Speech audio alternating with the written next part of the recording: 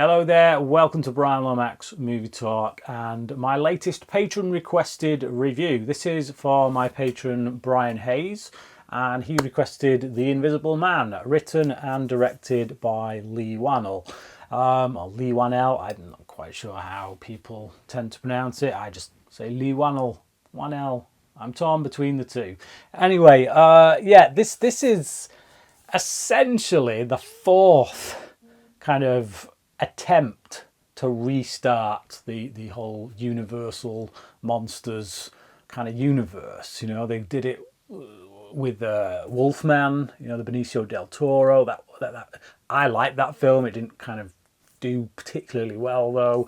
They retried again with Dracula. Again, I don't despise it. It's an okay film, and then they retried again with The Mummy, the Tom Cruise vehicle. They decided let's put all star power into it, and it still didn't work. So this time around, they've kind of scaled back, and they've gone with they've gone with a different approach. You know, so they've brought in, as I say, Whannel, who wrote the Insidious movies and the first few Saw movies. So you know, this is a guy whose feet are well and firmly planted in horror, and he's coming off the back of Upgrade, which was a really great sci-fi movie that proved his chops as a director. So yeah. I did see this back when it came out, but I never got around to reviewing it. So here we go. Brian Hayes, good choice. Now, some people would say that this is a remake because obviously they're taking an established title, an established property, The Invisible Man, but it's not really. It's an original film. It's essentially a remake in name only. You know, the concept of how we get to the Invisible Man is kind of different. The character is completely different.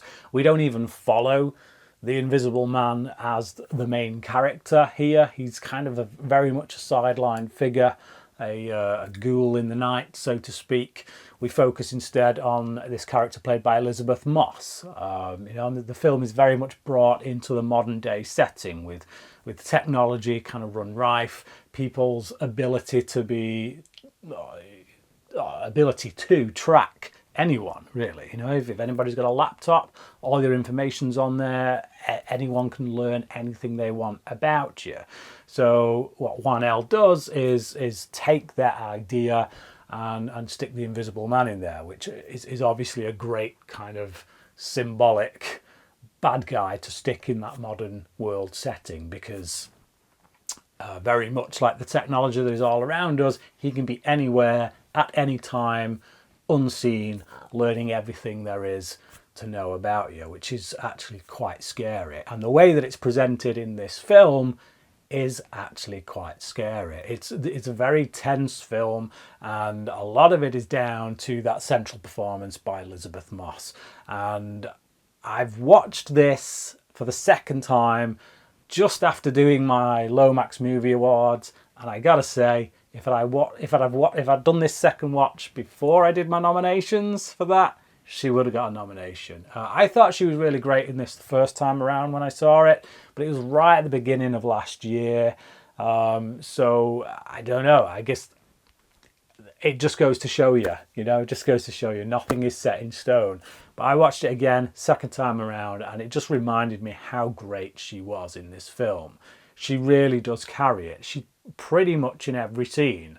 But the highs and lows of emotion that she goes up and down on, the things that she has to do, the situations that her character is in, she sells it. She sells it every single step of the way, and I think she's fantastic in this film. Now, as I say, Whannel kind of pares this down a bit. It's very much got an indie vibe to it, an indie flavour, and he's amped up the horror element. Obviously, you know, the previous attempt to restart the dark Monsters universe with Tom Cruise's Mummy, it was a bit too light, I felt. It was a bit too kind of adventure, action movie-esque, which I've got nothing against, but I feel like this series should be a horror series. So I'm really happy that Whannel is on board for the Wolfman, which is essentially the second film in this Dark Monsters universe.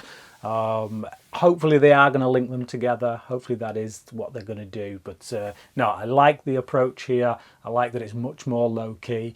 I think Whannel proves himself as a director here. I think he does a fantastic job, actually, in building tension. You know, just those slow movements of camera, sometimes not even moving at all, really kind of just static shots, just because this guy's invisible. You don't need to track him, you can't track him. And it's just that idea that he could be lurking anywhere on that frame. He's not going to jump out, he's not going to suddenly, you know, go boo, because he doesn't need to. You don't see him. And it's just that idea that, you know, when you've got Elizabeth Moss in the centre of the screen, in a big wide shot, you feel like she's isolated. You feel like he could be stood right next to her and she doesn't even know. And it does send a bit of a shiver down the spine. There's some really great moments. Couple of jump scares, but not really jump scares. They're genuine scares, but they make you jump. So, like one in particular, when Moss's character kind of senses that he's there, and she literally just pushes this can of paint, and it just goes over the top of him, and it's just and he's literally right there. He's close enough to touch, and that made me jump the first time I saw it, just because, again, it's a creepy idea, the notion that somebody could be right next to you without you even knowing. But second time round, I knew it was coming, and it still sent a shiver through me, just because of the way it was executed, the way it was shot, the way it was played by the actors, the excellent use of special effects with the green screen suit, and how it's filled in afterwards.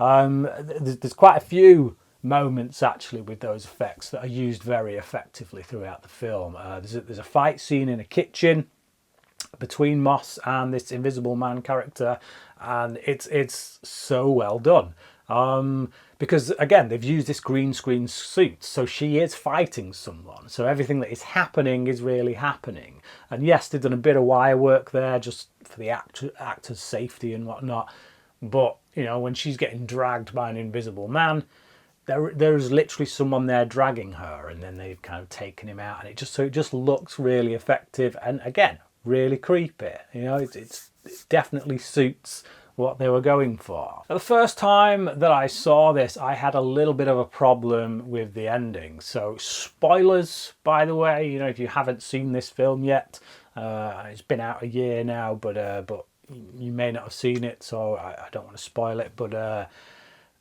yeah, the ending I had a bit of a problem with because of her, well, what she does, really. She takes revenge. She slits this guy's throat. But this time around, second time around when I was watching it, I bought it. I think I didn't want to see her go down that dark path. You know, first time round when I watched it, she was our main protagonist. She was our heroine. She was the one that I cared for and rooted for. So I didn't want to see her go down that dark path. So I think when that moment happened, I was a bit like, oh no. But actually watching it second time around, I get it. You know, it doesn't feel like it's out of character in a sense, given what this guy has made her go through. Like literally in one scene, again, spoilers, if you haven't moved away from this point, you know, after the spoiler that I've just given, this guy well, actually, I don't need to say it.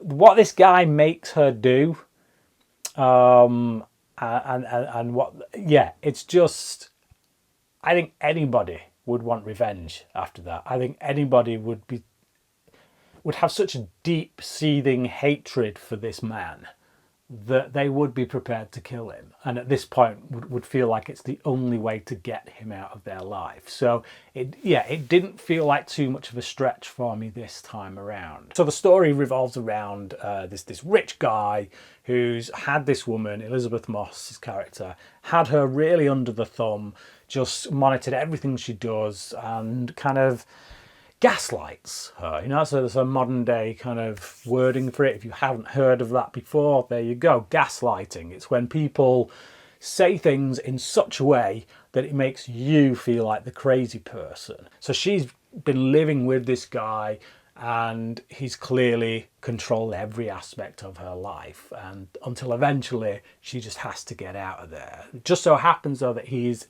extremely rich, incredibly rich, and he's an inventor, and he's invented this invisible suit. So you know, he fakes his death at the beginning of the film, but his brother is this lawyer who kind of is dealing with his whole death case and whatnot, sorting his will out. But he too was under his brother's thumb. He too was manipulated by his brother. I like the dynamics between all of these characters and what comes out of them.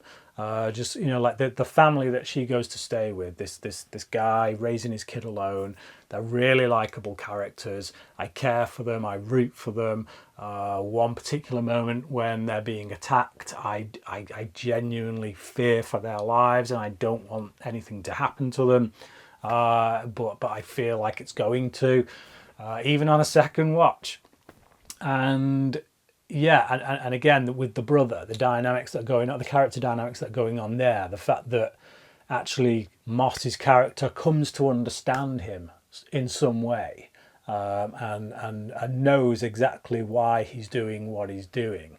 But whereas he is a coward because he still does it, she's the one who finds an inner strength to break away from it and yeah, change the path of her life, so to speak. So yeah, I like all that stuff. All the character dynamics is really well done, really well staged. I think Whannel takes the time with it. He takes the time to build these people up and let us get to know them, build relationships with them. So yeah, I think it's a fantastic film that has a lot to say about, again, like modern technology, the world we live in. No one is truly invisible these days. You know, we're all being watched by someone.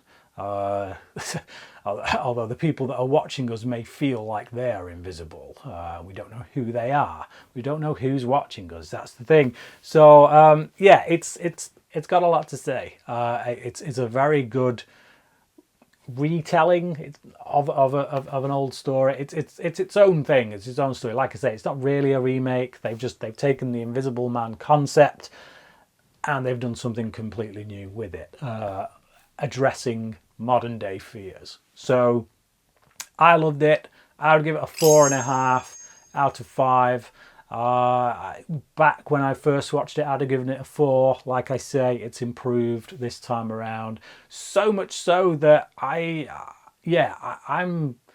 putting Whannel on my definite ones to watch at the moment when it comes to directing, because I loved Upgrade as well. I thought Upgrade was fantastic. So yeah, I'm liking what this guy's doing at the moment, so really excited for Wolfman.